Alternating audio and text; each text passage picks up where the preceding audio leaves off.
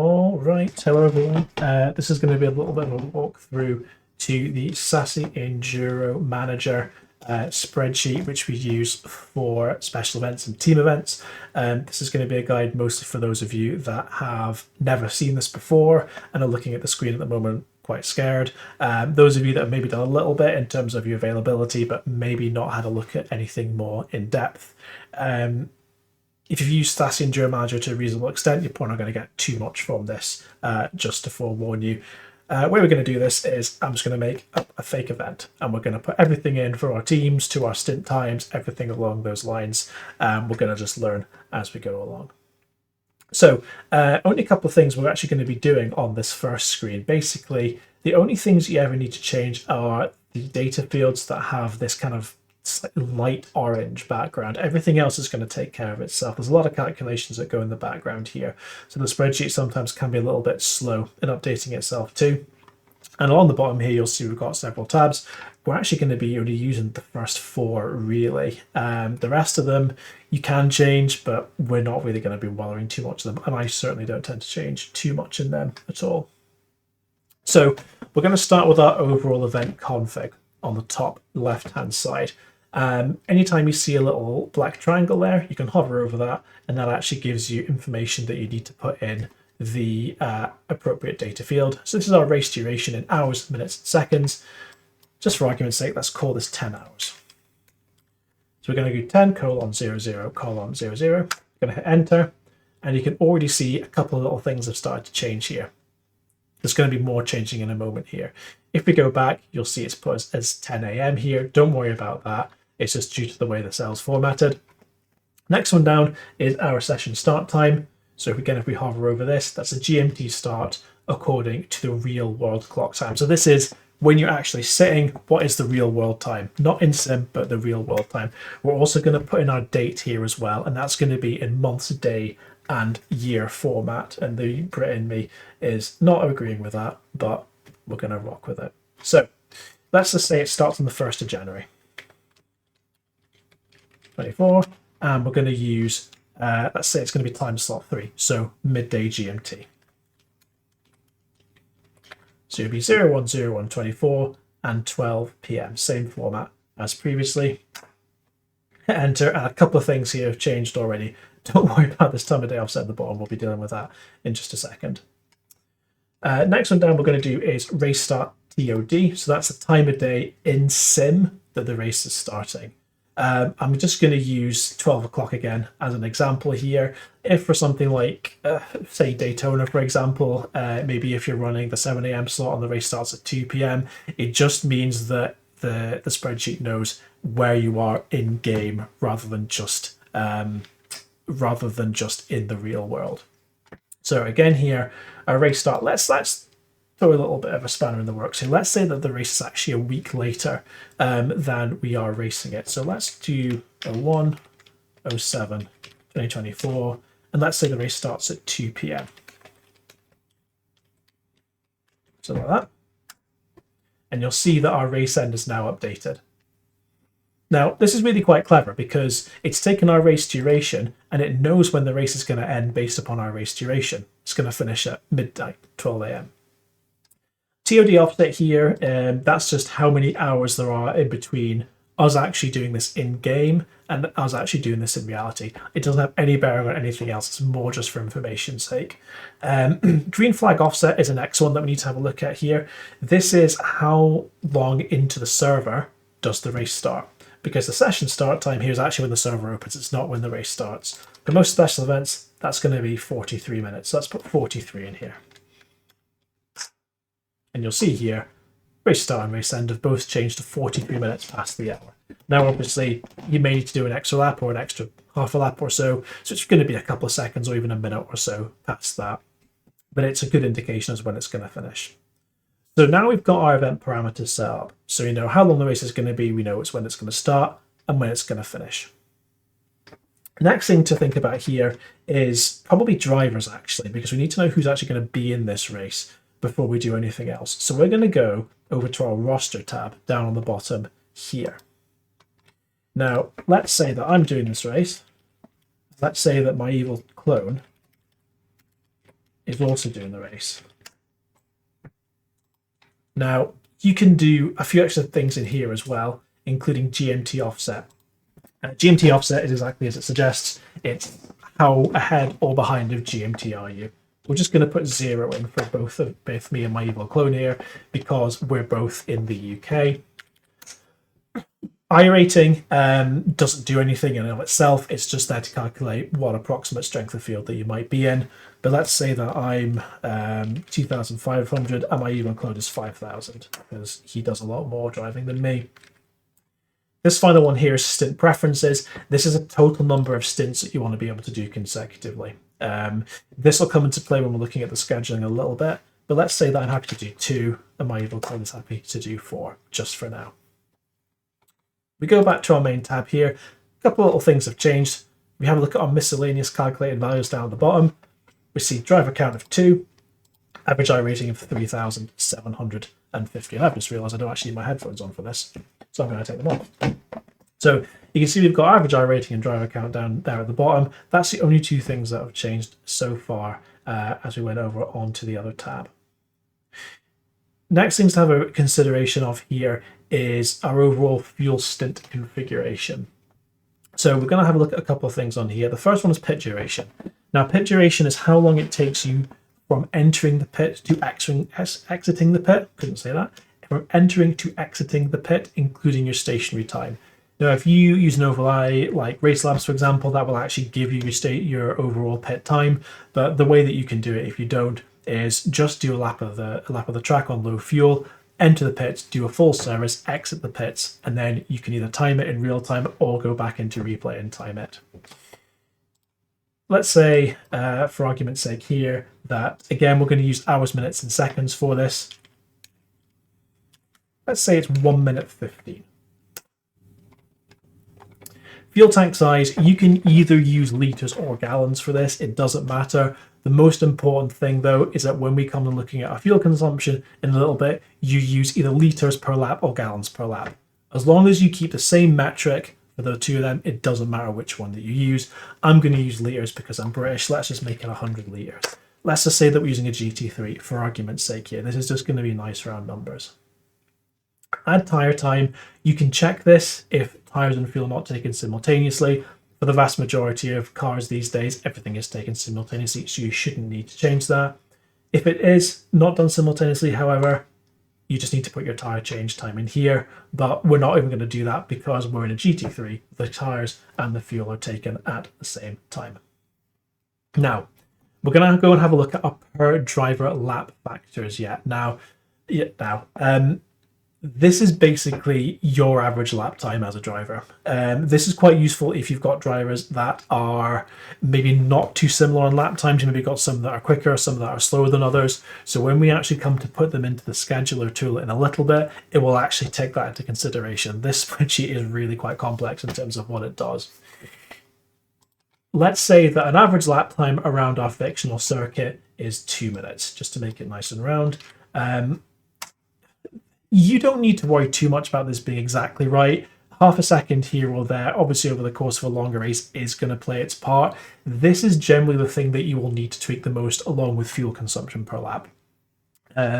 So what I would suggest is if you're starting to have a look at lap times, do a reasonable stint, do a full stint even, and have a look at your average lap times. But you do need to bear in mind that this is only going to be a really rough approximation. It's never going to be 100% accurate. Let's say that my evil clone is slightly quicker than me. He can do a 1 minute 59.5. You can see here, I can do this to tenths of a second if I want to, but just bear in mind that when I put it in, it does round it up, so it will show us 2 minutes as well. The factor here is basically how quick is that individual driver relative to the ultimate lap time, or the average lap time. So I'm basically 0.2% slower than our average lap time, and my evil clone is just over 0.2% faster. This is just to get an indication as to who your fastest driver is, nothing more than that. Time of day lap factors are something you will need to make adjustments to as well. This is really just here so that as the track conditions and the track temperature changes over the course of the race, it's going to be able to take that into consideration.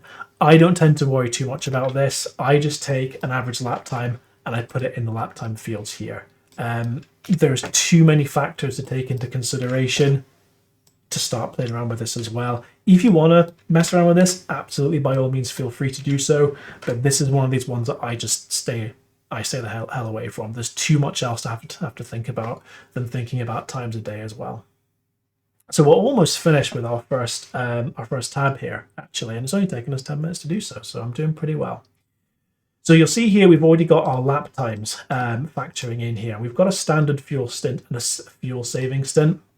Now, the one thing that you will need to put in here is your fuel per lap, and this is your average fuel consumption per lap, either in litres per lap or gallons per lap, depending upon the fuel tank size that you used here.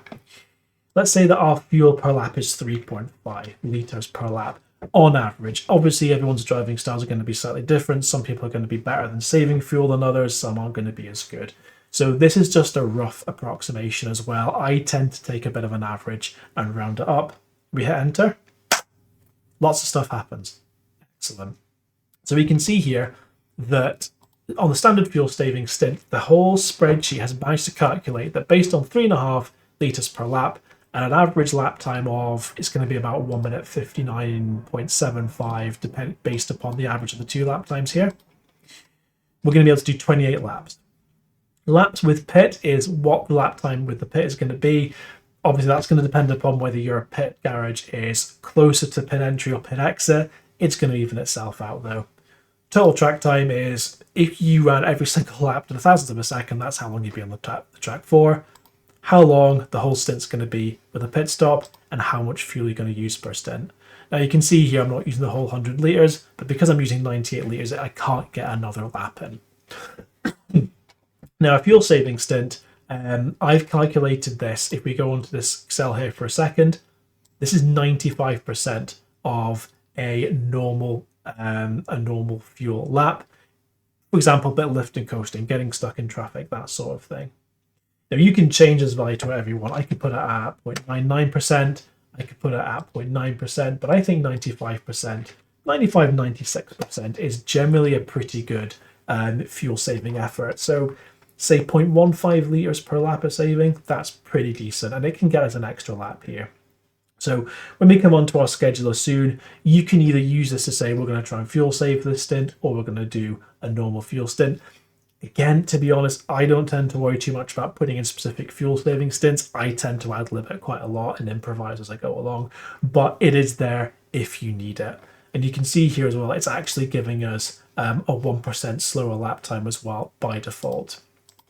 As I said, when it comes to the lap times, this can only be a real estimation. There's too many factors to take into consideration for this to be completely accurate. A few other things just to make a notice of on this page here.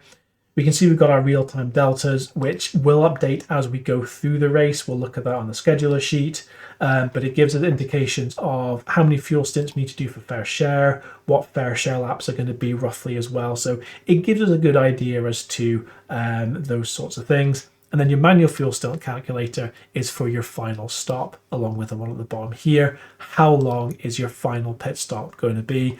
In really close races, that could be quite a deciding factor. Excuse me. So we have our race time, we have our race start, we know when it's going to be in sim, we know how long it takes to do a pit stop, we know how big the fuel tank is, what our lap times are, and how many laps roughly we can do per stint. We've got most of the elements here to actually start building our schedule. The final thing that we need to have a look at before we actually go and start scheduling me and my evil clone in is our availability. We're going to go to the driver availability tab on the bottom here to do that. So lots of stuff going on in this sheet here as well. You can see on the right hand side, it's got our local times. This will update based on your GMT offset from your roster tab. So let's say that my evil clone lives on the opposite side of the world. He's 9 hours ahead of me, for example. If we now go back to driver availability, you can see it's actually updated that for my clone. So you can see when it's 12:43 p.m. for me, it's 9:43 p.m. for him. So my clone doesn't like starting races. He's not particularly good in the first couple of stints. He likes to leave things to kind of settle down a bit before he gets in and puts the hammer down. So he doesn't want to do the first couple of stints, but he can't be bothered telling me that in person. He's quite passive aggressive with me. So he just goes onto the spreadsheet and updates it without ever telling me. How does he do that? All he does is click the drop down here. And he's going to go to blocked. And he's going to do this for the next few as well. Now you'll notice that we've got fuel stint 1 and then fuel stint 1 into fuel stint number 2. If all that he did was block out this one here, when we go onto our schedule tab, he would show as not being available for fuel stints 1 and fuel stints 2. So just bear that in mind, because there's basically double the number of fields here, the number of rows here that there will be in our scheduler sheet in just a second. So if all that he did was block these two out here, he would be blocked out for the first 3 stints of the race. If all he did was block this one and this one, it would just be the first 2. So just something to bear in mind there. There's also a tentative option here as well. You can use that if you're maybe not sure if you're going to be there, but there's potential for you to be. When I'm doing schedules, I generally just ask people to put open or blocked, but tentative is definitely there as an option for you as well, if you might be able to do something, but you're not totally sure. So let's say that my evil clone can't do the first little bit, but he could maybe think about doing stint 5 here. I'm just going to leave that as 1 here, but you notice it's going to go 5 into 6. We'll see what happens when we go into the scheduler in just a second. So now we're going to go and have a look at the schedule. A little bit scary here, as with all the other sheets so far, but we're going to go through that. You'll see you've got current GMT on the top here as well. This is based upon your GMT, not British Summer Time. So when we change the clock, when the UK's clocks go forward, this will be an hour out, just to forewarn you, because it's current GMT. You could maybe change that to current UTC, come to think of it, but let's not mess around with that for now. So this is our theoretical schedule for our race. What we've got here is how many stints there's going to be. So there's going to be 11 stints in theory. It's got when that stint starts and when that stint theoretically should end. That is real time and also time of day. Actual end is when the stint actually finishes, and we'll look through that in a couple of minutes' time. Duration data will update itself on its own. Damage modifier is if you take damage, how much time that damage is actually costing you. I don't tend to do anything with this one, by the way. Some people do, but I just find it's just too much of a wild kind of stab in the dark as to whether or not it's accurate. And then calculate an actual lapse. This is just used for fair share calculations. The big thing is if you're ever wanting to see how much longer you can go and what impact that will make at the end of your race, it's this column here. You want to change your actual end. But before we do all that, we need to actually get in who's going to drive. Now you can see here that I'm blocked out, or my evil clone's blocked out. That was a bit of a Freudian slip there. So if I hadn't seen that, I'm going to put that in there. Oh, look, he's blocked out. And you'll notice that it's actually got his color in there as well. So he can't do that because he's blocked out. So I'm going to do the first few stints here. And you'll notice here that this has now gone red, stint number and stint preference. The reason for that is if we go back to our roster, notice that my stint preference earlier on I stuck to 2, whereas my clone has got a stint preference of 4. So what that means is that I only really want to do 2 stints in a row maximum, and it's highlighting it because I've done 3 of them. But I can work with that for now. Not quite sure why that's gone to 33, if I'm brutally honest. We're going to change that to 28. But you'll notice how it was green because there was more laps than what was anticipated. So I've now done 5 stints in a row. I'm pretty tired. I've been driving for almost 5 hours now, or 4 hours. That's not great. And we're going to stick my clone in his stints. And you'll notice that he's okay with 4 because he's put down his stint preference as 4 in the roster tab. I'm going to do one more, and then my clone is going to finish off. So you can see there how I've managed to put a schedule together based upon who's available, who's not available. So then we go in and we're going to go and do the race. Now this is all based upon what we put in here in terms of our average lap times, our fuel stints, etc, etc. But let's say that come race day, and actually fuel consumption's a bit better than it would have been. Let's say we're actually getting to 29 laps. So when we come into the pits, your actual end is based upon the moment that you stop in your pit box. It's not when you enter the pit, not when you exit the pit, it's when you stop in the pit. That is the end of the stint. So based on a 2-minute lap, let's put that as 1:42. Now, before I press enter here, have a look at the calculated actual laps here at the bottom for our final stint. Let's see what that does.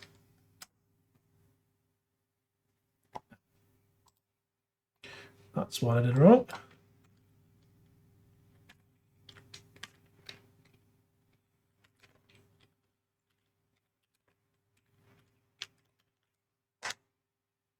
There we go. So you see how I went to 13 laps from 14. Let's just do that again, well, I can actually type properly. Ready? Watch that 14 at the bottom there. Why is it doing that? That's really annoying now. That's annoying me. See, it's gone to...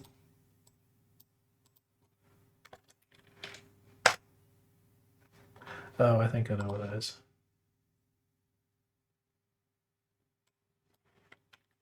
Let's just take that out there. Okay, something's gone wrong with this now. I'm not quite sure what I did there.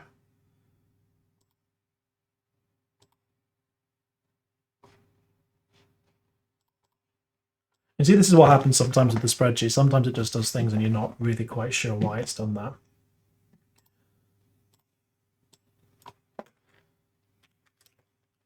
Oh, that's what it was, because I was doing it in minutes and seconds, not hours, minutes and seconds.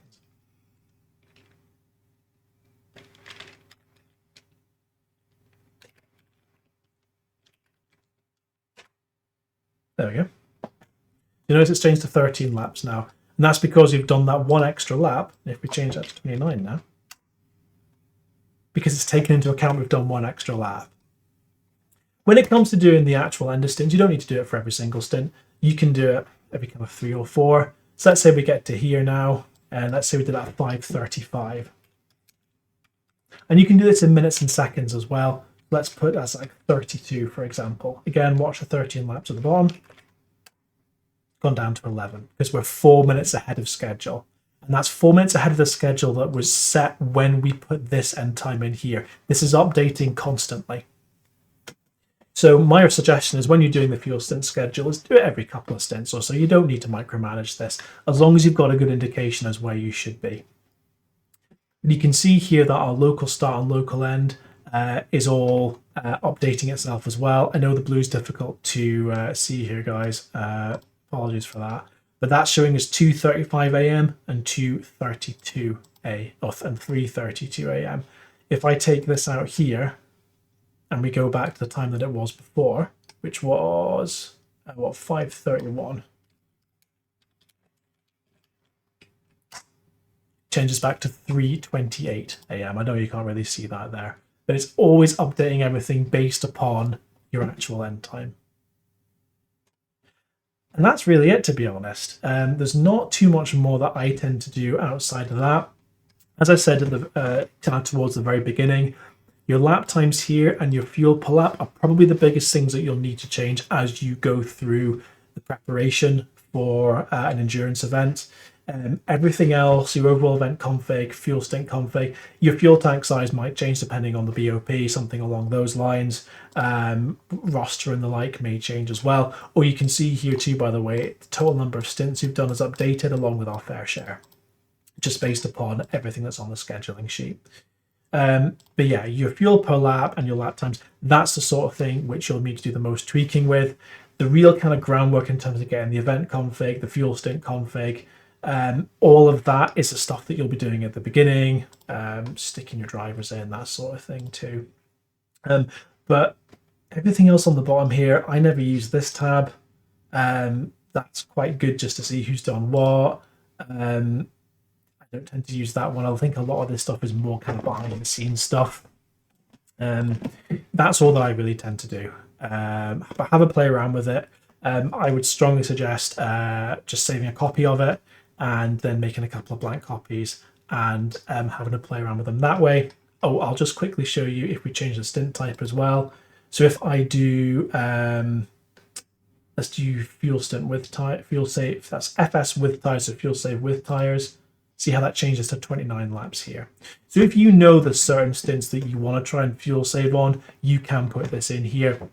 But like I said, races are so unpredictable at the best of times. Sometimes you do just need to be able to work this stuff out on the fly. But if you want to have this in there, so you know that you're going to try your best to fuel save on that stint, knock yourself out. It's certainly not a bad thing to do at all. So that's all I've got on the Enduro Manager for now. But if you've got any further questions, just come and give me a shout.